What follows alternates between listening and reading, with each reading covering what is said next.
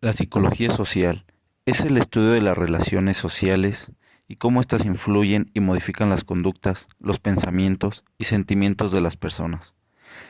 Quizá te has dado cuenta que tu comportamiento cambia según la compañía o el contexto en el que te encuentres. No es lo mismo cuando estás enfrente de maestros o jefes a cuando estás entre amigos y familiares. Estos cambios son precisamente lo que estudia la psicología social. Entender estas diferencias tiene un impacto interesante en el mundo laboral, educativo, cultural y político, ya que una vez que se conocen los factores que llevan a estas conductas, estas pueden ser modificadas, eliminadas o intensificadas para mejorar las relaciones entre grupos de personas. La psicología social también analiza las normas y principios que moldean la convivencia entre humanos. Gracias a este enfoque, hoy conocemos más sobre temas como patrones de conducta, roles sociales, conciencia colectiva, relaciones sociales, identidad social, estereotipos, valores, trabajo en equipo o liderazgo. La psicología social aporta a la práctica educativa y contribuye a esta por ser la única rama de la psicología que estudia los procesos interpersonales, ya que los fenómenos y procesos educativos son eminentemente dados por las relaciones con otros. La psicología social también intenta comprender las causas y motivos sociopsicológicos que subyacen al comportamiento humano y las masas. Procura llegar a leyes y principios que rigen la convivencia para facilitar la calidad de vida de cada individuo y favorecer un funcionamiento óptimo de la sociedad. El objetivo de la psicología social es estudiar la influencia de las relaciones sociales sobre la conducta y el estado mental de las personas. Su intención es acabar con la creencia de que un individuo es algo opuesto a un grupo social. Lo que interesa especialmente al psicólogo social es establecer cómo cada sujeto se adapta a las normas colectivas, cómo se integra en los medios que lo rodean, qué rol desempeña ahí, cómo le influye y qué influencia tiene allí. Reducir o prevenir situaciones de riesgo social y personal, ya que al estudiarse todo tipo de situaciones, poder así crear estrategias de prevención y reducción de riesgos a nivel social y personal. La psicología social basa su objetivo en la comunicación, ya que abarca todo contacto o interacción entre sujetos, y sin la comunicación no podría haber socialización entre sujetos. Dentro de la psicología social encontramos algunos conceptos o constructos esenciales para el abordaje de los complejos fenómenos sociales. Es por eso que los ejemplos son vitales para la psicología social. A continuación mencionaremos algunos. Estatus, ya que forma parte de la percepción social y es un ejemplo dentro de esta ciencia de cómo se le otorga una posición a alguna persona de acuerdo al grupo al que pertenece. Estereotipos, ya que en este se tienen clasificaciones que hacemos desde la psicología social hacia las personas que se encuentran a nuestro alrededor, cuyos estereotipos están basados en la pertenencia del individuo a un determinado grupo, como una etnia, nacionalidad, género o estrato social. Evidentemente, este tipo de percepción minimiza las diferencias individuales, reduciéndolas a un elemento uniforme para todos, pudiendo ser positivo o negativo. Actitudes. Las actitudes son vistas en la psicología social como una manera de expresar las propias emociones, pensamientos y el comportamiento, y se distinguen en tres tipos de actitudes. Las explícitas, que son las que se pueden controlar. Las implícitas, que son las que no se pueden controlar. Las ambivalentes, que implican una postura inestable sobre un hecho, persona o cualquier otro elemento. Prejuicios. Los prejuicios son otro ejemplo de la psicología social sobre la percepción en este caso inclinada hacia el polo negativo, y que suelen hacerse basados en los estereotipos. Cuando se presentan, pueden limitar en gran manera la interacción social y manifestarse conductas de rechazo como el racismo u otros tipos de discriminación. Normas sociales.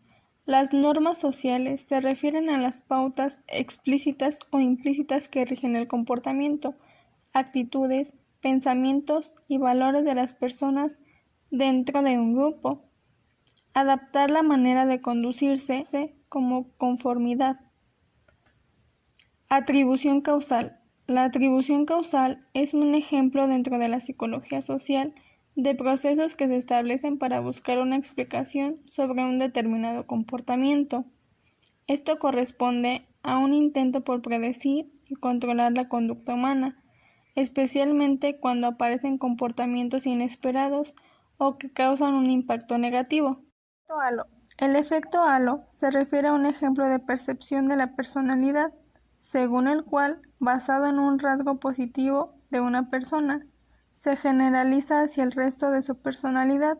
De esta forma, si la extroversión es un rasgo que se valora de manera positiva, entonces es posible que ese individuo extrovertido sea percibido de manera positiva en su totalidad.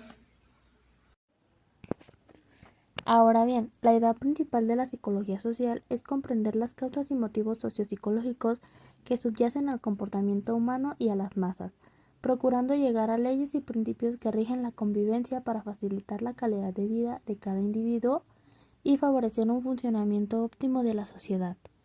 Como ya se mencionó, esta es la idea principal de la psicología social. Sin embargo, hay otras ideas que es relevante mencionar.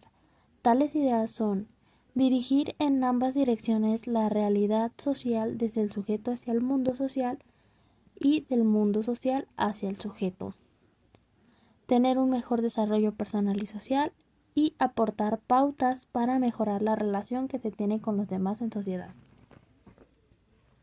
Por otro lado, la psicología social toma un rumbo distinto cuando empieza a desarrollarse como disciplina, destacando autores que dejaron marca en esta corriente, comenzando por Solomon Asch, quien dio conocimiento al conformismo social y asimismo centró sus estudios en fenómenos como la obediencia y la presión grupal, ya que ha realizado trabajos importantes demostrando de forma empírica que las personas somos capaces de abandonar nuestra propia opinión con tal de encajar en la opinión colectiva. Stanley Milgram es un autor de referencia en el ámbito de la psicología social, ya que realizó trabajos importantes relacionados con la obediencia a la autoridad y cómo ésta puede llevar a las personas a cometer actos crueles. Floyd Allport es considerado uno de los padres de la psicología social como disciplina científica, puesto que su obra se ha caracterizado por el rigor metodológico, midiendo de forma cuidadosa las distintas variables de estudio. Por último, pero no menos importante, Kurt Lewin. Este psicólogo y filósofo es reconocido actualmente como otro de los padres de la psicología social experimental, ya que también ha llevado a cabo aportaciones en la psicología organizacional y de personalidad. La psicología de la liberación parte de la priorización psicológica tradicional del individuo y la atribución de la angustia de un individuo a la patología dentro del individuo. La psicología de la liberación busca comprender a la persona dentro de su contexto sociopolítico, cultural e histórico. Por lo tanto, la angustia se entiende no solo en términos intrapsíquicos, sino en el contexto de un entorno opresivo que psicologiza e individualiza la angustia. En un contexto psicoterapéutico, esto elimina la responsabilidad de la angustia psicológica únicamente del individuo y circunstancias inmediatas, y reformula el origen de la angustia como el entorno y la escritura social a la que están subyugadas las personas.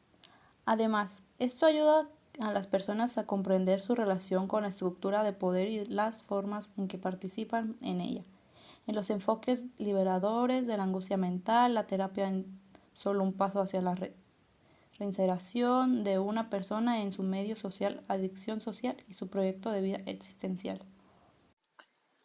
Abarcaremos sobre la historia de la psicología social de la liberación, la cual surgió en América Latina en la década de 1970 en respuesta a las críticas a la psicología tradicional. Específicamente a la psicología social, la psicología fue criticada por su neutralidad de valores, la cual tiene una idea de que la ciencia carecía de elementos morales, se consideró un marco defectuoso.